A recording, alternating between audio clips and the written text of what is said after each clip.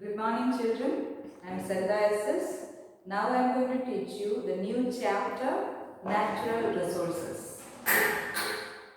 See, natural resources means the things that we get from the environment to meet the basic requirements of living things. So, to meet the basic requirements of living things, some non-living things are essential.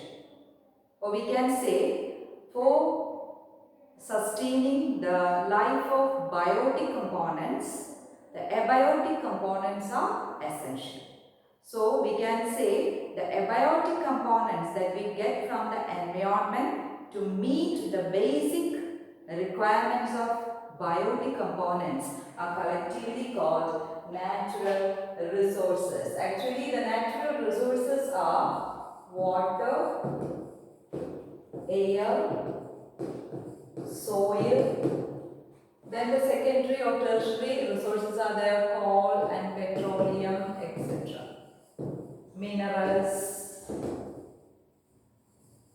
etc. So these are the natural resources and these are abiotic components or non-living things that is essential for keeping or for sustaining the life of biotic components. So there is an interaction between these abiotic components and the biotic components.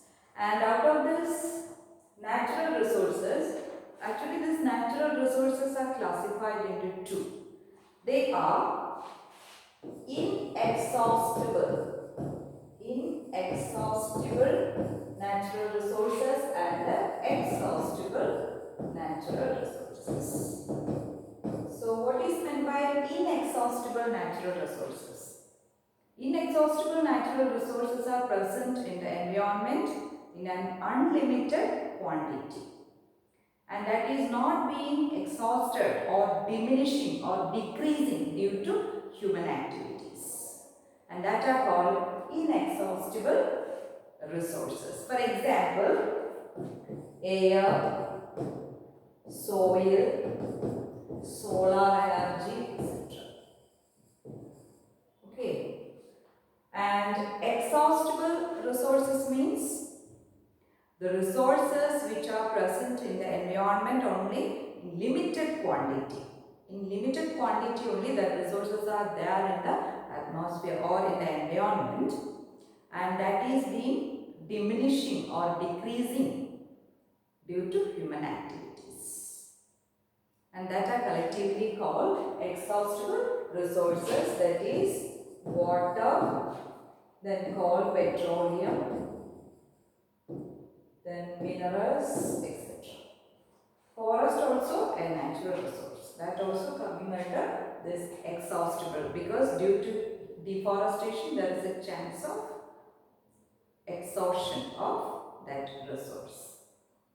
Is it clear about inexhaustible and exhaustible natural resources? And next we can see here the first resource, water.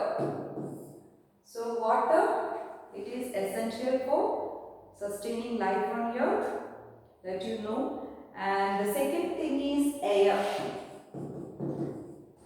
Air, it is a mixture of gases like nitrogen, oxygen, carbon dioxide, etc. It's a mixture of gases. We can call it as a mixture of gases. And there is an envelope of air on the earth, and that is called atmosphere. Atmosphere acts as a blanket on earth. So let's see the difference between the atmosphere of earth, atmosphere on earth, and another planet such as Venus and Mars. So what is the difference between the atmosphere of Venus and Mars and the atmosphere of Earth? So on Earth, the amount of carbon dioxide is very less, approximately 0.3% only. We can see the carbon dioxide. And the amount of nitrogen, the most abundant gas present on the earth is nitrogen, and that is 78%, and oxygen, the amount of oxygen is 21%. So life can be possible in case of earth. But in case of Venus and Mars, the amount of carbon dioxide is 95 to 97%. That much amount of carbon dioxide is there in the atmosphere of Venus and Mars. So life is not possible in case of Venus and Mars. Life is not possible. Okay. So the atmosphere has a role on Earth. So let's see which are the roles of atmosphere.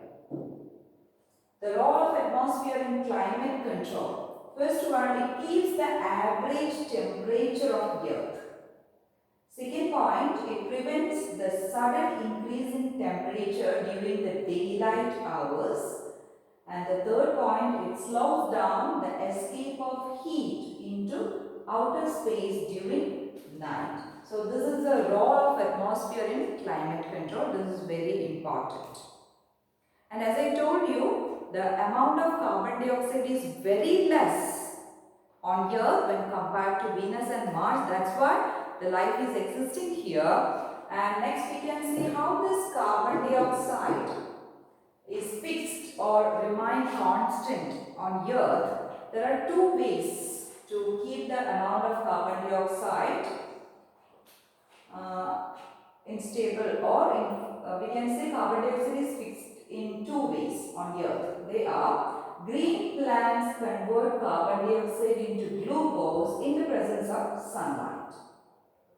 And the second thing, or second way, many marine animals use carbonates dissolved in seawater to make their shells, because high amount of carbon dioxide is given out by plants as well as animals, even though the amount of carbon dioxide is very less on Earth due to this reasons.